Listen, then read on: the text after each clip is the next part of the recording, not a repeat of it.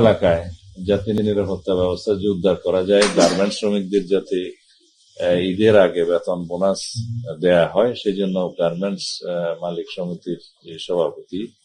তিনি এসেছিলেন, তাদের সংগঠনের কেএমই এর মালিক সমিতির প্রেসিডেন্ট সেক্রেটারি এসেছিলেন, তাদেরকে অনুরোধ করা হয়েছে, বাংলাদেশ ব্যাংককে অনুরোধ করা হয়েছে, আর শ্রমিক ফেডারেশনের যারা এসেছিলেন, গার্মেন্টস শ্রমিক ফেডারেশন এবং অন্যান্য শ্রমিক কর্তৃপক্ষের যারা অ্যাসোসিয়েশনের নেতা তারাও বক্তব্য রেখেছেন। অনুরোধ করেছি সবাই, বিজিএমইএ, বিকেএমইএ, বাংলাদেশ ব্যাংক, সংশ্লিষ্ট ব্যাংক, শ্রমিক ফেডারেশন সবাই মিলে ঈদের আগে যাতে কোনো শ্রমিকের বেতন